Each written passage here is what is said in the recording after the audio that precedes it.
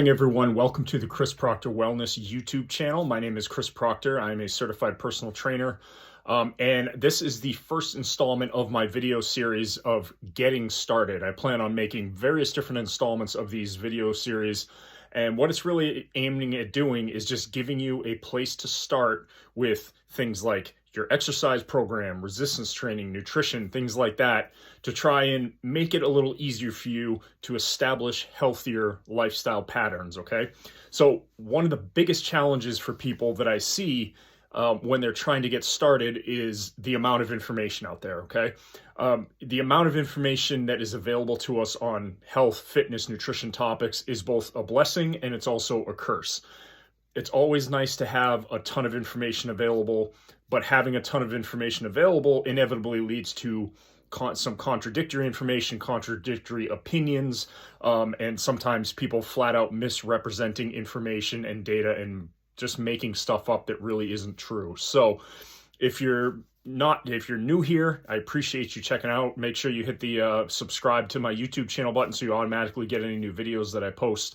I've been a personal trainer for 13 years. I'm certified through the National Strength and Conditioning Association, the National Personal Training Institute, and I also hold a bachelor's degree in sports medicine. So that's just a little about me. I hope you enjoy these videos. I hope you find them helpful. Make sure you share them out. So without further ado, we're going to start talking about nutrition and how do we get started in a healthy nutrition pattern without making it unsustainable, okay? And one of the biggest problems I see with people when they try to make a healthy change or follow any sort of nutrition or diet plan is it isn't sustainable. And something I always point out is when people say, oh, I need to get back on that diet because it was so great, or that diet worked so great for me. I need to try that diet again because I lost a lot of weight. What you notice about when they're saying that is that it's always spoken about in the past tense, okay? I was on this diet. It worked so great for me. This diet was awesome. Okay, if it was so great and it worked so well and it was so great for your life, why did you stop doing it? Most likely because in some way, shape, or form, it was not sustainable. So I'm going to give you a bunch of realistic tips, both general and things that you can actually start today, right now, if you want to establish a healthier eating pattern, establish healthier dietary patterns, and help yourself to eat better and learn more, okay? So the first thing I'm going to tell you, just plain and simple, just stop overcomplicating it.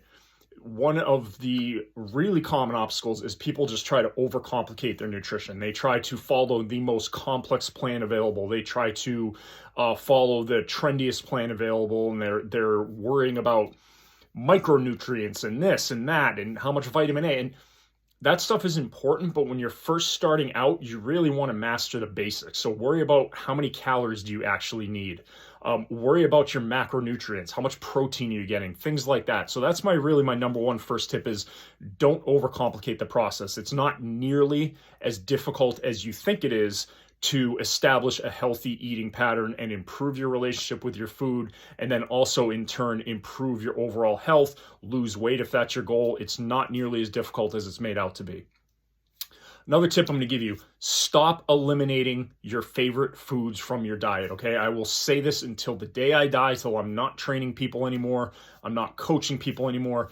There is absolutely no reason, no need, no requirement to eliminate any particular food or food group from your diet in order to lose weight, in order to improve your health.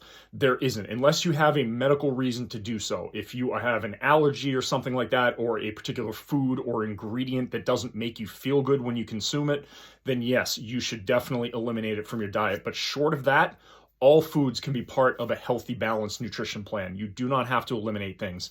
And the reason that that's so important to understand is, like, number one, pizza's great. I don't want to cut out pizza.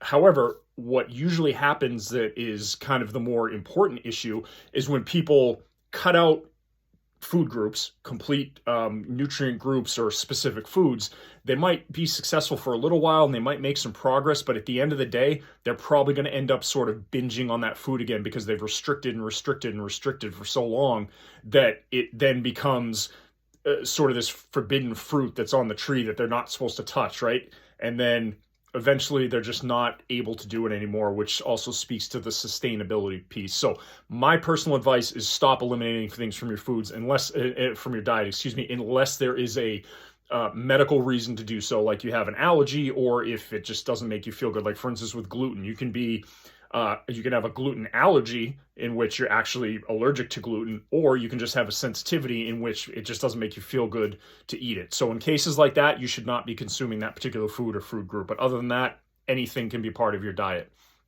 Another thing you need to realize is there's absolutely no one size fits all best diet plan. There is no diet that has been research studied and proven to be superior to any other diet in things like weight loss or things like that. The diet that is best for you is the one that is going to help you move towards your goals, that is going to help you feel good and be happy while you're doing it, and does not eliminate all your favorite foods. That is the best diet for you. So that might be something like a Mediterranean type diet. That could be just a balanced diet in which you're getting a fair amount of all the nutrients and food groups.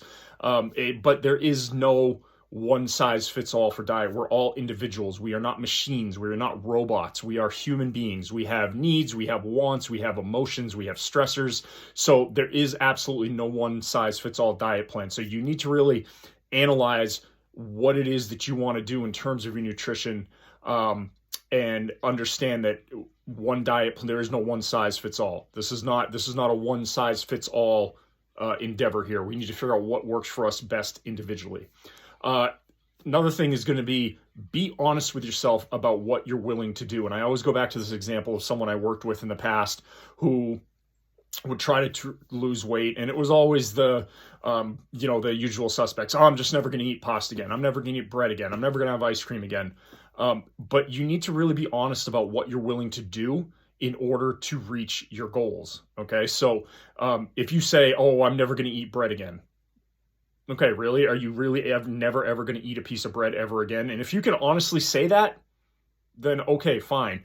But it's really important before you even start or adopt a new pattern of eating, a new nutrition plan. It's really, really important that you be honest with yourself about what you're willing to do and what you're willing to commit to in order to reach whatever goal it is that you're trying to reach through your modified nutrition, whether that is losing weight, whether that is building muscle, whether that is reducing risk factors for chronic lifestyle disease. Be honest about what you're willing to do to get there. And don't overcommit.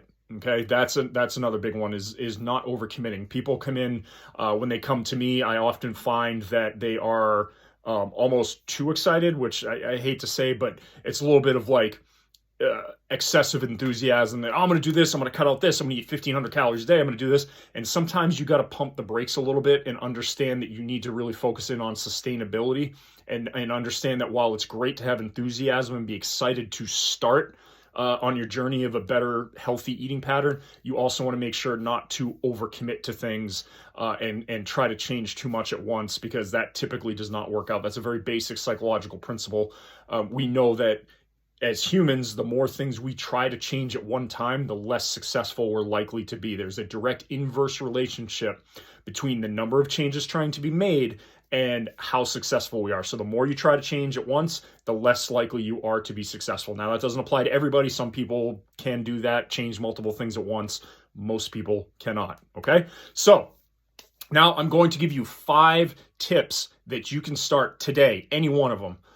You can start today to help you eat in a better pattern, have a better nutritional approach. So the first one, drink lots of water. Okay, water is really important, obviously, for staying hydrated. That's a primary thing, but also for nutrient absorption, and cellular function. So making sure we're drinking plenty of water throughout the day and not relying on the thirst response to tell us that we need to drink. Okay, our thirst response is actually delayed. When we start feeling thirsty, that actually means that we're already a little bit dehydrated. So you should be shooting for roughly about half your weight in ounces a day of water. So if you weigh 200 pounds, you should be shooting for like 100 ounces a day. Now, it's going to vary based on your health status, activity levels, the environment you live in, right? If you live out west somewhere, I'm on the East Coast, but if you live out west, like somewhere in Arizona where it's always hot, you're probably going to require more water, especially if you're more active, especially if you work outdoors. Second one, prioritize protein with every single meal. You need to be getting enough protein in order to help. If you're somebody who exercises, you want to support muscle growth and recovery, but protein also helps to keep us full. It helps with satiety. So when we eat a lot of protein, it helps to fill us up. So a good number to shoot for there is somewhere between 0.7 to 1 full gram of protein per pound of body weight per day. Third one, eat lots of fruits and veggies, okay? Just eat lots of fruits and veggies. There is nothing bad about fruits or vegetables. They have lots of starch, lots of macronutrients, lots of vitamins, minerals. The starchy vegetables are going to be higher in fiber content. So eating lots of fruits and vegetables, trying to get them in with pretty much every meal.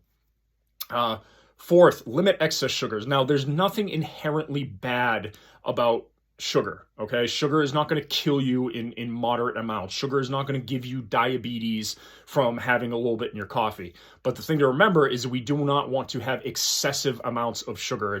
The current recommendation is something like 9 teaspoons a day for men and 10 for women, something like that. Not that I really think you should even be having that much. So you do need to pay attention to your sugar intake. And the other thing to recognize is that sugar is a carbohydrate and therefore has calories, right? So if you're putting 15 grams of sugar in your coffee every morning, that's an extra 60 calories. So that might not seem like much, but over time it will add up. So trying to limit your excess sugars where you can. And finally, this is a really important one that people don't understand sometimes, is learning to understand what appropriate portion sizes and serving sizes actually look like, okay? Just because it fits on your plate does not mean it's an appropriate serving size, okay? So real quick kind of cheat sheet for you. A serving size of protein should be about the size of the palm of your hand. An appropriate serving of carbohydrates should be about the size of your fist, okay? And a serving of dietary fats should be about 1 to 2 thumb lengths, depending on what you're eating and how much you're eating. So that's a really easy way to understand appropriate portion sizes, because if you don't do that, sometimes people fall into this trap of, well, X is a healthy food. Well, yes, X, let's take, say, brown rice, for example. Brown rice is a healthy food. However, if you are eating excessive amounts of it, it doesn't really matter what the food is. If you're eating too much of a particular food and it's going to put you into a calorie surplus, that can lead to long-term weight gain and other health issues that come along with it. Okay, so I hope you found that helpful. Again, if you're not already subscribed to my YouTube channel, please make sure you hit that subscribe button. Share out this video if you found it helpful. I'd really appreciate it. Obviously, if you have questions, leave them in the comments. I'm over on Instagram too. I post on Instagram every single day, multiple times a day. So make sure you check me out over there and give me a follow. And I hope you all have a great rest of your week, and keep your eyes out for video number 2 in this series of Getting Started.